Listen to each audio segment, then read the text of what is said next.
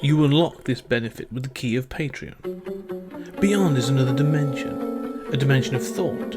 A dimension of speculation. A dimension of mind. You're moving into a land of both waffle and substance. Of things and ideas. You've just crossed into the podcast zone. Ladies and gentlemen, welcome back to Trekking Through the Twilight Zone. We are still going through the third season and we're going to be working our way through another episode. But be very still, be very quiet, because there is witchcraft about. We're talking about Season 3, Episode 11, Still Valley. Julian, what were your thoughts? Or any initial thoughts on Still Valley? Yeah, I mean, we've talked about how the Western episodes often don't work. This is a Civil War episode, and it also doesn't work. I don't know what this is trying to say. It starts off on a bad note right away by saying, a time when the United States was broken into two camps, both thought that they were nations. No, MF, one of them was the nation, the other seceded. This kind of like parody that is created here is very frustrating. I've got a question off the back of this, actually, because, and I know it's now, obviously the use of the Confederate flag in any sort of way is obviously now frowned upon in every way, and for what it represents. However, I mean, this story follows a group of Confederate soldiers. So did the last episode, which was about the road, wasn't it? The sort of like that was a Confederate soldier. And I'm going to ask this outright. There seems to be a weird, I always see more about Confederate soldiers than I do Yankee soldiers. Yeah, in media, and I find that bizarre, considering they lost and they were sort of considered, like you said, they're seceded from the Union. They were, forced slavery, so on and so forth. But yet they still seem to be like, they were the underdog, and so they seem to be considered more interesting in some ways. I don't know. Well, I think some of it is that they are interesting, right? Some of it is that you can use that to ask questions in a way, right? You can have those characters doubt themselves, or you also know that they're going to lose, right? Which is Yeah. interesting. And the cause from the North perspective is muddled. Part of the problem is, I mean, of course, it's ahistoric to say they were fighting for states' rights, but it's also ahistoric to say that the North was fighting to end slavery, at least until later on in the war. So, you had the reality was it wasn't glamorous on the North's part. You could buy your way out of the draft. There were plenty of people who said, I don't know why I and my sons are going to die to liberate some black people. And some of them said that's not what we signed up for in the first place. Why are you making it about that? So there's nothing about that that's like glamorous, No. right? No.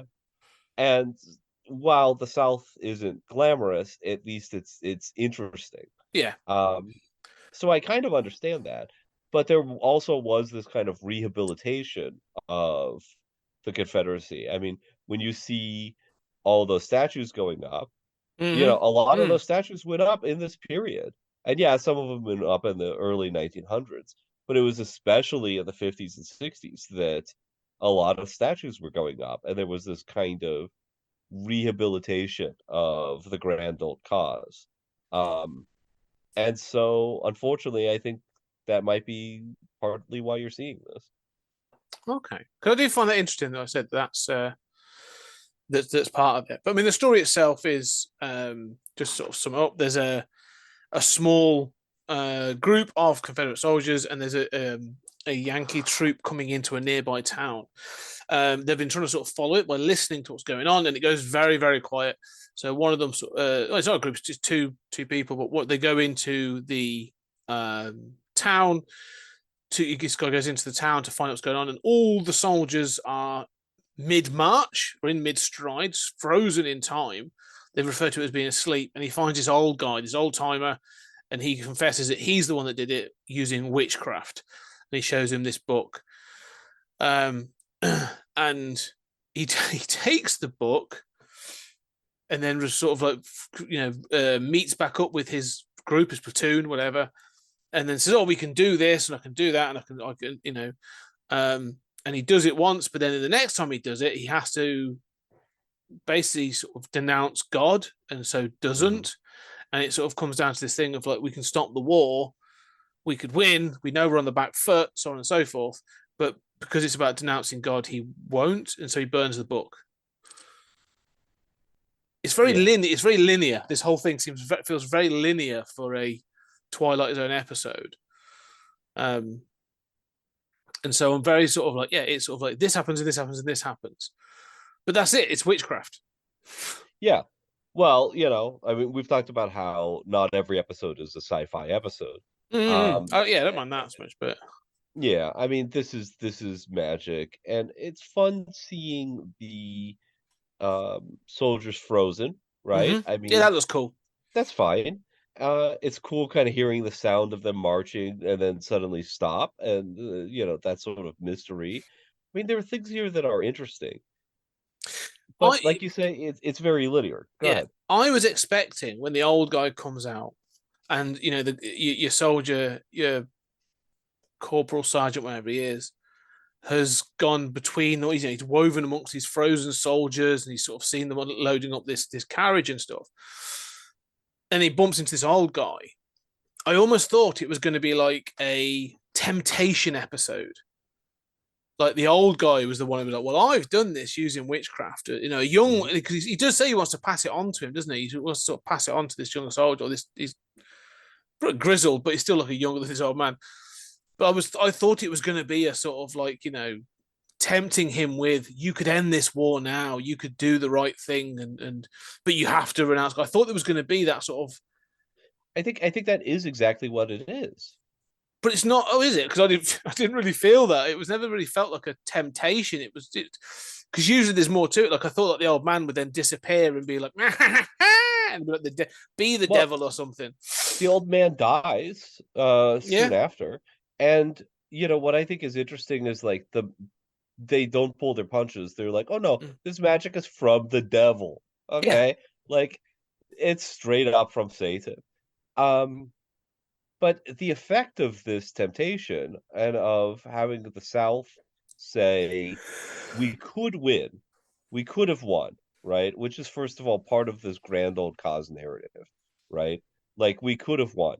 Well, no, you were an agricultural economy, fighting a much more industrialized central government. That's not a recipe for victory, generally. So, but this idea of we could have won, whether you're talking about, Germany in World War I, or the Confederacy here, is always part of, revisionist history being a problem. Yeah. And in both cases for racists.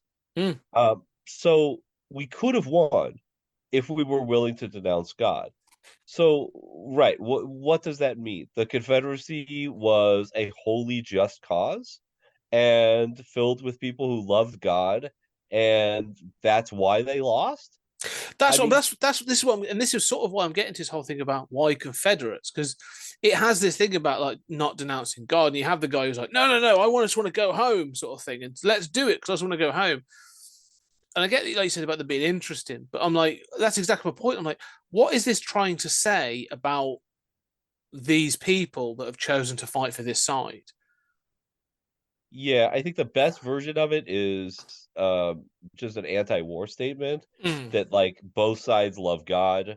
War is against God, and these guys recognize it when put in that like a war is like a war is hell kind of thing, and no one benefits from it. And sort of ideally, like God isn't happy at you killing each other, right? Yeah. So Yeah. both sides, so I mean, you can kind of twist this to be a, usual Twilight Zone kind of humanitarian message.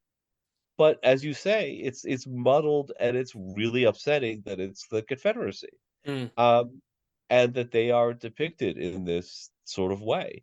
Um, and it's very clear to me that this is part of sort of the rehabilitation of the South in, historical narrative. Mm. I mean, an interesting version of this would be a Confederate and a Yankee sort of trapped somewhere and sort of fighting and debating over the use of um Black magic. black magic, yeah, before either Yeah. side. I mean, you could actually do that as a sort of a metaphor for something we are, in a later episode. You can talk about as the nuclear deterrent, like we've both got Yeah, this, so yeah. neither of us is going to use it, sort of thing. So we might as well destroy it. Like you could actually use it as a sort of a metaphor for anti-nuclear things, but yeah, it's Yeah. it just doesn't work for me this episode. No, it doesn't work for me either. But before we go, can I please point out, like, Hail Satan? Like, how awesome is the devil? Like, Yeah, I'm always confused by this in these stories where it's like, um, it's a universe in which you're told to believe in God, and God is all powerful and sacred and yada yada yada. But there's also witchcraft, and the devil is so powerful that just saying a few, lines of verse can paralyze an entire army.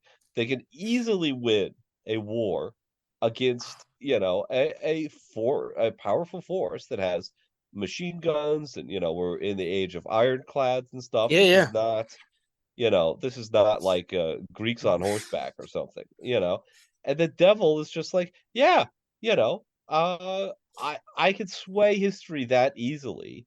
Where is God? Well, God's yeah, just like, that's oh it. yeah, the devil's Yeah, super powerful.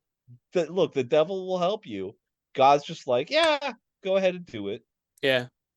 That's it. The devil's just like he's metal. He's in Yeah. the trenches. He's getting involved. I agree that, like I say, this often is one of the issues. This is one of the things I question around these things is this idea of sort of the devil getting involved or the devil being giving like black magic and stuff is sort of like sell your soul to the devil, cool, but like what's the counter to it? Oh, just faith in God or Jesus. You're like, yeah, that doesn't seem to do a great deal, and Yeah. they seem to struggle portraying it in any really. Yeah, it's but yeah, no, I agree. It's But then if you did, right, then you'd have to say, oh, well, here's somebody who prays to Jesus, and then the other army freezes, right? Or yeah, decides to go home or whatever.